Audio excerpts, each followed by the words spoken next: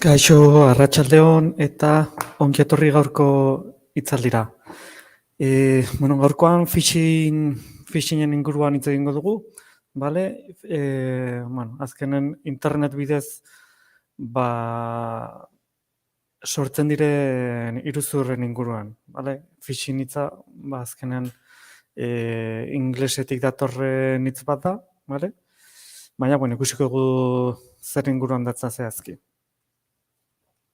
Beti bezala, zalantzaren bat edo balin bakazue, komentarioan atala daukazue, eta noizean ben begiratzen jango nahi zuen zalantzak argitzen saiatzeko. Bale? Gaurko itzalekin hasiko gara.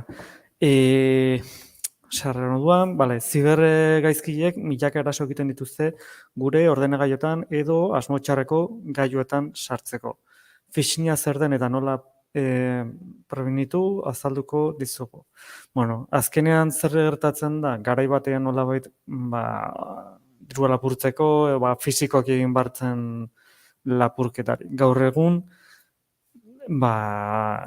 dirua nolabait lapurtzeko, informazioa lapurtzeko, edozein horrelako iruzur egiteko, ez daukazu fisikoki toki horretan egon behar iruzurra egiteko, baizik eta gaur egun internet bidez, telefoniako antenen bidez, edozein momentutan besteko munduko puntarekin konektatuta egon gaitezke, bale? Beraz, fisikoki ez daukazu ondoren egon behar iruzur hori sortzeko edo jasateko, bale? Beraz, gaur egun, hoiekin kontu zibili barra daukagu, bale? Phishinga iruzur teknika bat da, lehen aipatu dizuedan bezala, bale? Informazio konfidentziala eskuratzeko, ala nola, erabiltzaile izenak, kontuetako gako datuak edo kreditu txartelak, gure konfidantzako erakunde baten itxura eginez. Phishinga azkenean iruzur bat da, iruzur teknika bat da, eta normalan egiten dutena izaten da, beste pertsona edo beste enpresa baten izenean nolabait informazioa eskatzen digute, bale? Adibidez, seguru nago, noizbait telefonoan SMS bat jaso dugula,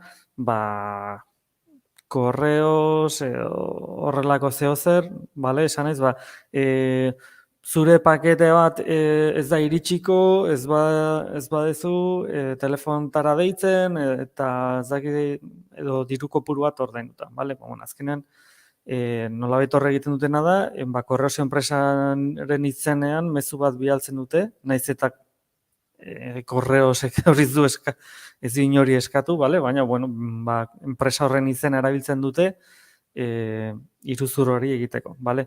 Eta phishinga nolabait, horrelako iruzurrak izaten dira, bale? E-mailan ere askotan jasotzen dira, enpresa ezberdinak, bale? Bankuak edozein enpresako korreoak jaso ditzazkegu, bale? Gure informazio pertsona eskatuz. Zein dira gure izena bizenak, gure helbidea, telefonoa, edozein informazio pertsonal eta gero informazio pertsonal horrekin, gaur egun asko erabiltzen teknika bat erabiltzen dute, ingenieritza soziala esan dezagun, hau da, gizartea aztertzen dute, pertsonan ohiturak aztertzen dituzte eta pertsona konkretu batzuen nolabait, bizitzak aztertzen dituzte, lortzen duten informazio horrekin, bale? Informazio hori daukatenean, pertsona horrei, nolabait, beraien kontuetatik diru atera, edo bere informazioak entzen diete, argazkiak, edo dokumentuak, bale? Azkenean phishingen helburua ez da izaten ezer ona, bale? Ze phishing mota daude? Asko daude, bale? Phishingak edo phishingaz dana baino santzeko direnak, bale? Eta, segurasko ezagunena, posta elektronika, hau da, emaila, bale? Email bidez egiten dena dela esan dezakegun, bale? Email bidez azkenean, gaur egun webune askotan webgune horiek eskaintzen duten zerbitzua erabili izateko, lehenengo altan eman behar dugu gure kontua webgune horretan, eta gure kontu horietako bat altan emateko, bai edo bai emaila eskatzen digute, bale? Orduan, azkenean guk gure emaila kasu askotan ematen dugu webgune ezberdinetan, edo zerbitzu ezberdinetan, eta gu ez daukagu kontrolik, webgune horiek informazioarekin egiten dutenarekin, bale? Kasu askotan, informazio hori beste enpresa batzuei saltzen zaie, eta baina hala ere badakigu enpresa askori nolabait hackeatu egiten dietela eta beraien informazio hori ere lapurtu egiten zaiela. Adibidez, bankuekin gertatzen da kasu askotan, telekomunikazioko enpresa telefonika eta hauekin ere askotan gertatzen da, beraien bezeroen informazioa lapurtzen saiatzen direla, bale? Zertarako? Lehen aipatu dizuedan bezala, informazio horrekin ondoren nolabait txantajatu egiten dute enpresak, dirua ordaintzeko informazioa nolabait bueltatzagatik, edo zuzenean lortzen duten informazio bezeroien informazio horrekin, bezeroen gana jotzen dute nolabait diru eske, edo beraien kontuetak dirua ateratzeko, edo, jakizazu, bale? Edo zein gauza txarra, bale? Ze beste arrisku bat izan dezakegu, fitxategien erabilera partekatua, lotura arriskutsuak, bale? Beste norbaitek gurekin elementuren bat partekatzen duenan ere kontu zibelar dugu, bale? Zere azkenan partekatzen duten elementu hori, ez dakigu zehatz zer daukan, bale? Beraz, norbaitek zurekin zeozer partekatzen baldin badu, antivirus batengatik edo pasa artxiboa ireki baino lehenago jakin dezazuten segura artxibori segura den edo ez, bale? Bestela, arrisku batzuk nolabait hartuko ditugu eta hori onartu beharko dugu, bale? Gure esku dago hori onartze edo ez. Ez badugu arriskurik hartu nahi, elementu horiek zuzenean alde batera utzi beharko ditugu, bale? Beste aukera bat, fitxategi erantsi bat deskargatu. Azkenan hau aurrekoaren gauza berdina dela esan dezakegu. Internetetik edo korreotik zeozer deskargatzen dugunean, artxio bat edo zer gauza kontu zibili barra daukagu. Ez dakigu zehatz mehatz artxibo hori zer daukan, beraz, euneko konfidantza hori ez baldin bakagu artxibo horretan, arrisku hori kontuan hartu behar izango dugu, eta hor aukeratu behar izango dugu, antivirus batetik pasa, edo zuzenean, arrisku hori nolabait onartu eta aurrera egin, eta artxibo hori ireki erabili, Hor, bakoitzak erabaki beharko du, arriskoi aurre egin nahi dien edo ez, Baina, azkeneko bi aukerak nire ustez ez dira phishing motak, baina, horrekin ere, deskargatzen ditugun gauzekin ere, nolabait gero informazioak lapurtu dezakete, baina, kaso horietan gauza beste izen bat ematen zaila ez phishing. Phishingek beste mota bat izan daitekena, inkestak izan daitezke, internet bidez nolabait inkesta bat betetzea eskatzen digutenean, azkenean, kasu askotan, informazioa sartzea ere eskatzen digute. Guri maila, guri izena bizenak, DNI-a kasu batzutan ere bai, kasu horietan ere, ez dezagun informazioa sartu, Azkenean gure segurtasuna gure esku dago. Segurtasunik onena gure erabakiak dira. Sistema informatikoak nolabait segurtasun bat ematen digute, baina segurtasun sistemarik onena gure erabaki egokiak dira. Hori baino segururik ez dago informatikaren munduan. Eta konfiantza beste edonorengan zero, segurtasun bezala. Ze azkenean, ez baldin badakizu bialtzen dizuten hori segura den edo ez, konfiantza hori zero izan beharko litzateke elementu horrengan, Beste moto batzuk, kasutan phishingen ordez, bale? Bai zen Uberekin, bale? Gauza, kasu honetan, deien bitartez egiten da, eta, dei bat jasotzen dute, eta zuk hitz egiten duzunean, nolabait, hor ere, datuak eskatzen dizute, datu pertsonalak eta helburu berdinarekin. Zure informazio horrekin, edo dirua eskatzea, edo gero zure kontuak nolabait hackeatu, hortik informazio gehiago lortu, enpresaren kontratuak edo dokumentazioa lortu, kontuaren arabera o telefonaren arabera. Webguneak eta bideratuak. Kasu askotan ere, e-mailekin gertatzen dena, phishinga izaten dena, zer izaten da. Jasotzen dugun e-maila, benetak, phishinga esan dugun bezala, beste norbaiten izenean bidaliko balute izaten da, ezta? Hau da, banku baten izeneko korreo bat bidaltzen dute, eta korreo hori, diseinuan eta dana oso antzekoa izaten da, bale? Alik eta antzekoena, nolabait, originale hortara nolabait antzemateko, bale? Webgunekin ere antzeko gauza izaten da, e-mail bat edo SMS esteka bat edo jasotzen dugunean, edo, webgune batera bideratzen gaituzte, eta webgunearen izena ez da berdina izaten, baina estetikoki ere, euneko honean ez da berdina izaten, baina euneko 89 batean bai. Bale? Beraz, kasu hauetan, kontu handiz, ibili barra daukagu. Bale? Beti fijatu bargaren gauzetan, berdin dio ze sistema erabiltzen den, ortografian adibidez.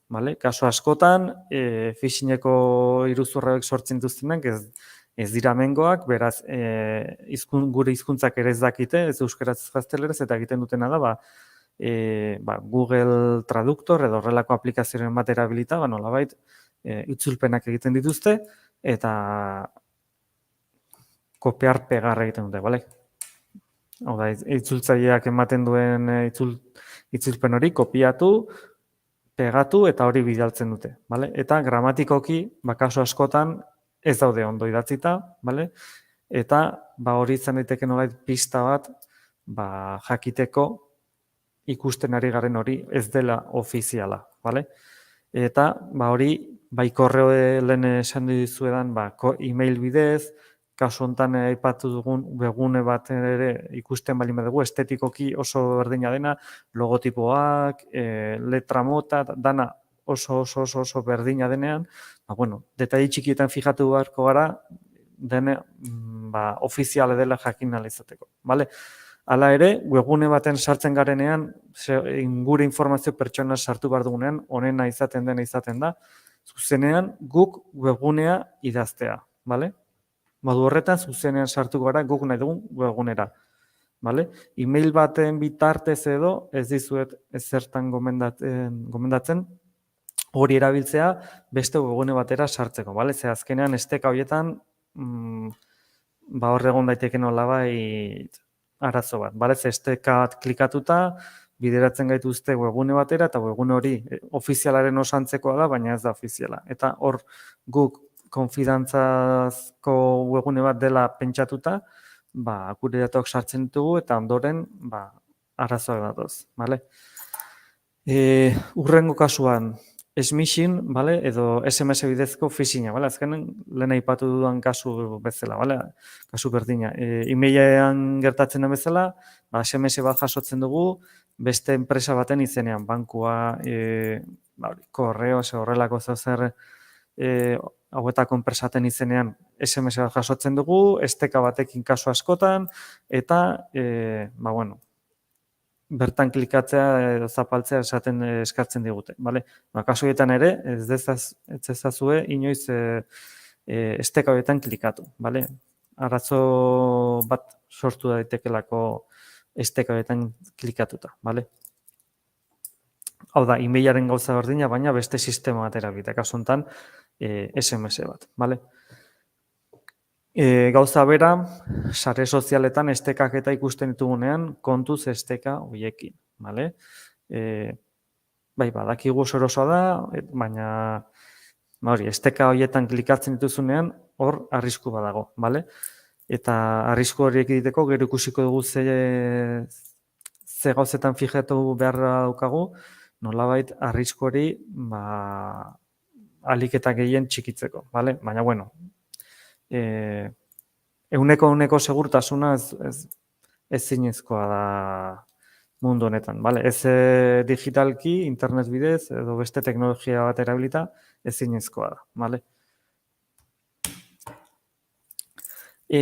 Bueno, ondorioak, bale? Estek hauetan klikatu duz edo eskatzen diguten informazio ematen baldin badugu, bueno, lehen aipatu ditugu kasu batzuk, bale? Adibidez, identitatea ordezkatzea edo industria espioitza, bale? Hori, identitatea ordezkatzea izango litzateke, behin ja zure informazioa daukatenean, adibidez, zure email kontua klonatu dezakete eta beraiek zure korreoko kontutik emailak bidali dezakete zure izenean, bale? Zuk hori jakin gabe. Eta beste norbaitek email hori jasotzen du eta beste email horren bitartez, jakizu zer bidali duen edo zer eskatzen duen, bale? Eta, bueno, industriaren espioitzan, oraindik igual larriagoa, bueno, azkenean gauza erdina da, baina volumen handiagoan.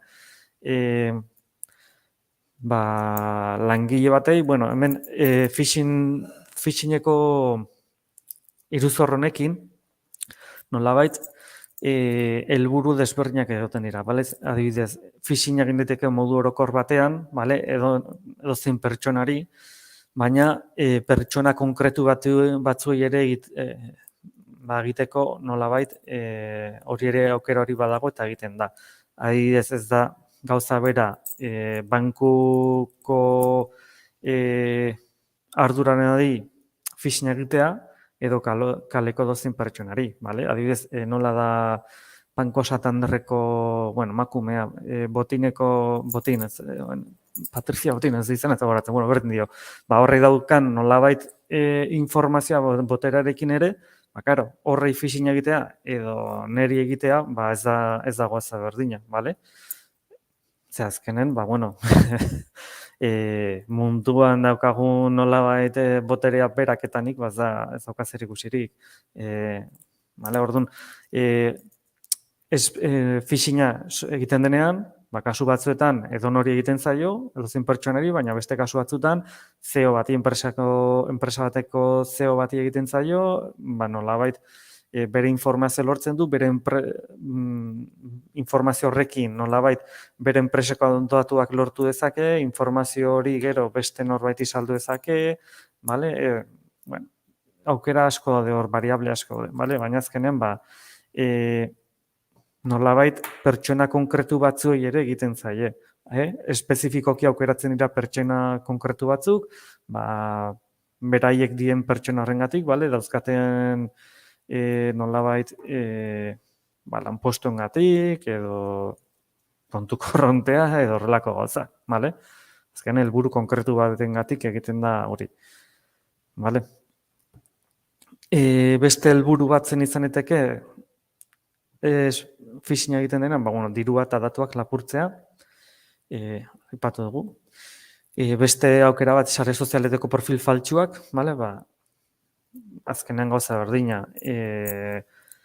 enpresa baten datuak lortzen badituzu, gero sare sozial bat sortu dezakezu enpresa horren izenean, eta enpresa horren izenean, datu faltsuak eman ditzazkezu, nolabait enpresa horren irudia, nolabait bertan behera utzita, bale?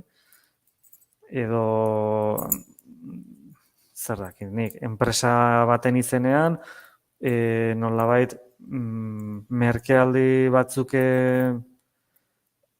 iragarri, bale? Gero jendeak nolabait produktuek erosteko eta gero ez da horrela izaten, bale? Bueno, azkenean enpresak nolabait gehien bat irudia aldetik asko galduko luke kasu horietan, bale?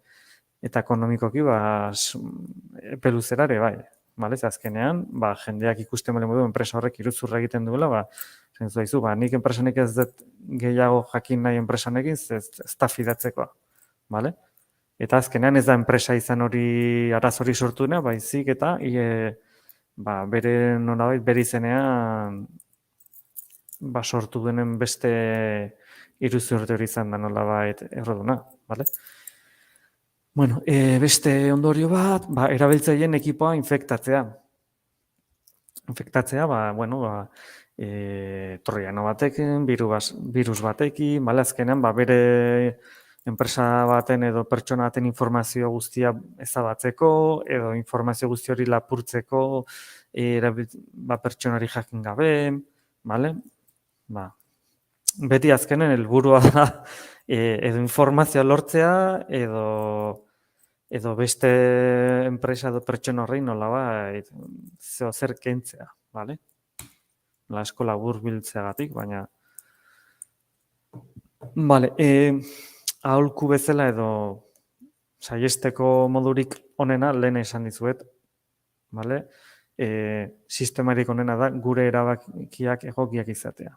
Bale? Gu baino sistema seguruagorik ez dago. Gure erabakia dira nolabait segurtasun hori emango egutenak. Bale? Ze uneko segurtasuna ezinezko izango da konektatuta baldin bagaude. Bale? Bai internet bidez, bai telefono bidez, berdin dio. Gaur, uneko segurtasuna ezinezkoa. Beraz, zer egin dezakegu erabaki egokiak hartzeaz aparte? Postal bideak egiaztatzea. Bale? E-mail bat jasotzen dugunean, ondo fijatu behar gara, ze e-mail kontutik bidali duguten e-mail hori. Vale? Kasu askotan, L eta I maiuskula berdinak dirudite, baina letra ezberdinak dira. Vale? Beraz, e-mail bat jasotzen dugunean, ondo fijatu behar gara, bidaltzen duguten kontu hori fidatzekoa den edo ez. Vale? Oda, kontu hori enpresa batenko kontu ofiziala den edo ez, edo Osakidetzako kontu ofiziala den edo ez, adibidez, bale? Bidaltzen diguten e-mail hori, bale? Antzaz ofiziala izan daitekela uste baldin badugu, bale?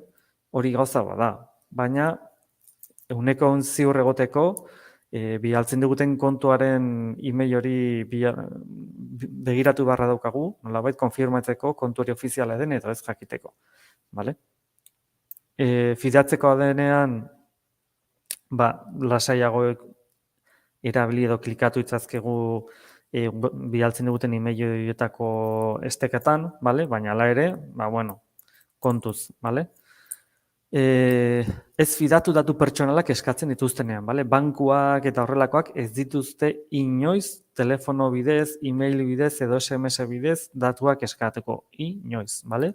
Bankuak fizikoki bulegotara jute eskatuko dute, bale? Eta, beste kasu batzutan ere, telefonikoki ez ditzute eskatuko horrelako daturik, bale?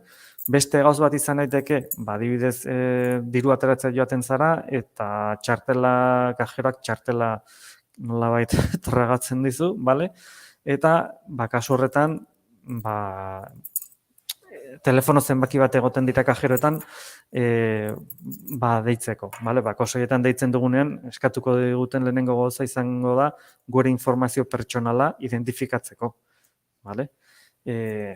Kasoietan logikoa zeniteke, baina zuk aukeratu duzu ze telefonora deitu. Baina ere, kasoietan ere kontu zibili, kajeroak non dauden, hor dauden telefonoak, pegatina baten egongo dira, eta pegatinek kendu egin daitezke eta beste batzuk jarri, bale?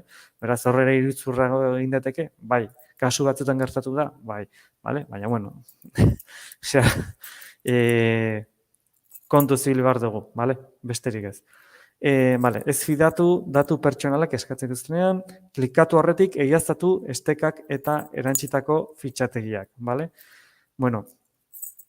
Estekak edo enlazeak, badakizue testu bat normal irakurtzen duenan dana beltzez baldin badago eta batean tarte txiki bat kolore batean baldin badago urdinez normalean, bertan arratoiarekin edo sakatzen dugunean, hori esteka bat izaten da, bale? Beste webgune batera bidaltzen digute, eta kasu horietan kontu zibili behar dugu, bale?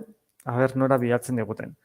Eta kasu horretan, e-mailarekin gertatzen zen bezala, hau da, e-maila nork bidaltzen duen begiratu behar baldin badugu, kasu honetan estekaekin, esteka hori nora bidaltzen diguten begiratu behar daukagu. Eta hori nola egiten dugu? Bueno, ordenagailuaren kasuan nahiko horrexea da, bale? Xaguaren gezi hori estekaren gainean jarrita, baina klikatu gabe, bakarrik gezia gainean jarrita, bale? Nabigatzailearen azpikaldean, ezkerraldean normalean, estekaren nolabait helbidea agertuko zaigu. Eta hor, e-mailarekin gertatzen zen bezala, ziurtatu beharko dugu bertan agertzen den esteka hori fidatzekoa den edo ez. Vale? Eta lehen bezala izenak ondo begiratu, zalantzarik baldin bakozue, begiratu webgune ofizialak ze helbide daukaten, .com, .es dan, eta horrelako gauzak, vale? Nolabait konfirmatzeko esteka hori fidatzekoa den edo ez. Vale? Zalantzarik baldin bakozute, gomendioa da ez klikatzea. Vale? Bestela, arrisku bat onartzen ari zarete, vale? Hori argi eduki. Eta eskaintza oso honen susma, vale? Bueno, hau nahiko tipikoa izaten da, gaur egun internet bidez, kasu askotan eskaintza honak dauzkagu, baina eskaintza oso ona denean, lehenengo, susmo bat hor dago, vale? Susmo txarra hor dagola antzeman behartzaio, vale? Ze azkenean, produktu bat, vale? Koste bat izango du, berdin dio zein izango den kostori, baina hori baino merkeago ezingo dute saldu, vale? Eta danok irabazi behar dute diru bat, beraz, eskaintzak bai, baina logikaren puntura arte, vale?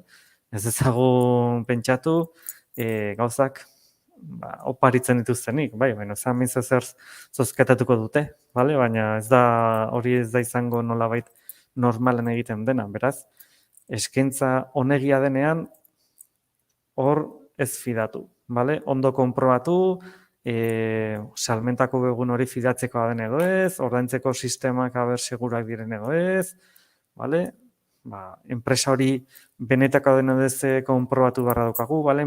Webgunearen enpresaren zenbakia begiratu, sisteman registrotan begiratu enpresa hori existitzen dan edo ez, noiztik edo horrelako gauzak, vale? Bueno, datuek ondo konprobatu, vale? Eskaintza oso onak direnean, vale? Onegiak direnean. Lehen ere, esan dizuet, vale? Gaizki idatzitako mezuak, akats gramatikalak, vale? Normalen hori izaten da pista txiki bat detektatzeko, phishing edo iruzur hori egiten ari direla nolabait konturatu ahal izateko, vale? Zozketa sariak, isunen ordainketak, vale? Gauz horiek ere,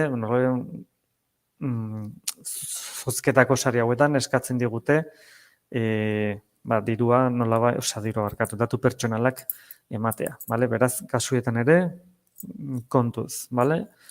Elementuak eta zozketatzen direnean. Ez fidatu mezuk ezgarriekin ala nola kontuak blokeatzeaz. Bale, kaso askotan ere, SMS bidez, email bidez, kaso askotan esaten dute. 48 ordutan ez baduzu hau egiten, kontua blokeatu egingo zaizue, edo hau gertatuko da, kaso horretan ere, adibiri, bale, normalean hori iruzur bat izaten delako. Bale?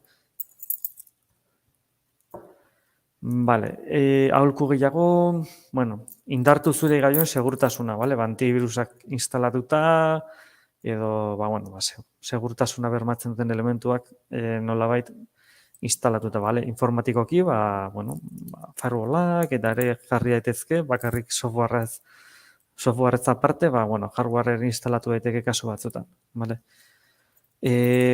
kontuak berrikusi, hori, emaileko kontuak begiratu, bidalitako emailak, zuk bidalitako emailak diren edo zuk bidalez dituzun emailak ere agertzen diren, nolabait konturatzeko norbaitek zure kontuara heltzen ari den edo ez. Pasaitzak noizean behin ere aldatzea, omendagarri izaten da.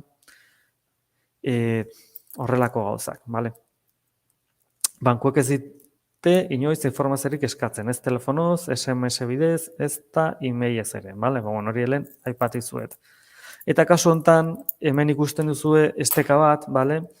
phishingquiz.withgoogle.com, bale? Azken Googleek sortutako begune bat da, eta bertan probak egiteko nola bat atala dukagu, bale? Azer testo hor ikusten zuen irudi horretan, hor klikatuko genduke, bale? Eta adibide moduan agertzen zaigu hor elementu bat, bale? Eta lehen aipatu dizuet nola jakin dezakegu esteka bat fidatzekoa den edo ez. Kasu honetan, irudi horretan, presupuesto del departamento del 2022.docx jartzen duen testu horretan hori esteka bat da, bale? Beraz, bertan xaua jarrita, eskubiko irudian ikusi dezakezue, nola azpikaldean, lehioaren azpikaldean, ezkerraldean, barra gris batean, testu txuriz, hor esteka bat agertzen zego. Esteka hori izango da, testu hori zapalduta, bidaltzen dugun webgunera.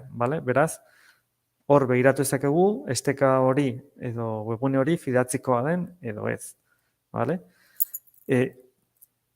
Hori egin dezakegu edozen interneteko webgunearekin edo estekarekin, xagua gainak jarrita, nolabait bidali behar diguten webgunearen esteka hori, bertan ikus dezakegu, beraz klikatu gabe jakin dezakegu nora bidali behar diguten, eta webgune hori ikusita, konpratu ezakegu hori fidatzeko izan daiteken edo ez, eta kontu izan barra daukagu zen, webguneen izenak, emailen izenak kasu askotan oso antzekoak izaten dira eta detai txikietan egoten dira desberdintasunak. Adibidez, izen baten artean, puntu bat jartzen dute, normalen puntu bat ezagonean, L bat denean, I maiuskula bat jartzen dute, estetikoki gauza berdina da, baina ez dakizu hori begiarekin hola ikusita,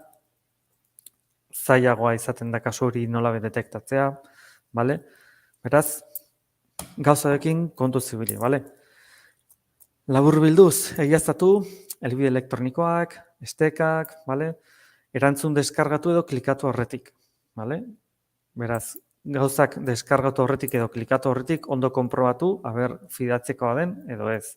Nork bidali zuen, bidali zuen pertsona hori fidatzekoa den edo ez. Ez fidatu datu konfidentzialak eskatzen dizkigutenean. Eskaintza oso erakargarriak, bankuko alertak, sariak, gauz bat oso ona dirudienean ez fidatu. Hori izan behar da nolabait zuen lema hemendik aurrera. Mila esker, gaurkoan gurekin emetogatik, zalantzarik balemako zuen idatzi komentarioaren atalean eta erantzuten saiatuko naiz. Bakizue astero hitzaldi berri bat egoten dela, aste honetan phishing inguruko hitzaldi bat izan dugu, hurrengo astean telefono bat erosterakoan zer izan bat dugu kontuan, hori inguruko hitzaldi bat izango da. Hurrengo hitzaldian, WhatsApp erabiltzeko nolabait trikimailo batzuk komentatuko ditugu. Eta horiek izan dira martxoko hitzaldiak. Mila esker rezu zuriek gure hitzaldian egotagatik. Beste zalantzarik ez baukazute, gaurko hemen utziko dugu, eta hurrengo hitzaldi batean ikustea espero dugu. Mila esker eta hurrengo arte.